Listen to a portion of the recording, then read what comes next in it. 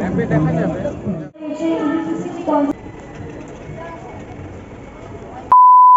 পয়লা ফেব্রুয়ারি Sunday আমি গিয়েছিলাম কলকাতা বুক ফেয়ারে। আমার সাথে গিয়েছিল একটি ভাই।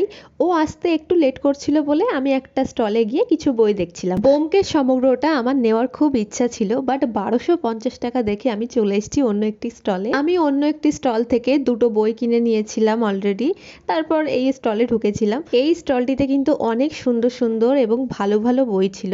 এই স্টলে একটু বই টই দেখার পর আমরা একটু বাইরে আসলাম, একটু ছবি তুলবো বলেই বাইরে আসলাম।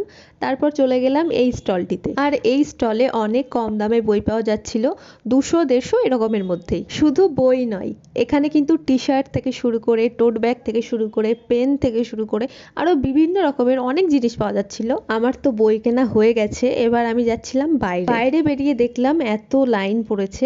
আমি যেই সময় এসেছিলাম তখন এতটাও ভিড় ছিল না, ওই 12:30 নাগাদ এসেছিলাম। 2:30-3টের পর থেকে মানে ওরকম টাইমের থেকে একটু ভিড় হওয়াটা স্টার্ট করে। আমি তো ভাবছিলাম হয়তো অনেক টাইম লেগে যাবে, কিন্তু আমার অনেক তাড়াতাড়ি বই কেনা হয়ে গিয়েছে। কি বললে না প্রথমে যে এই স্টেশনটা কোন ট্রেন আসছে, তখন বললো না হাওড়া, তখন সিএসডি এক্সপ্রেস। আসলে এই রুটটাই বেশি আসা হয় না।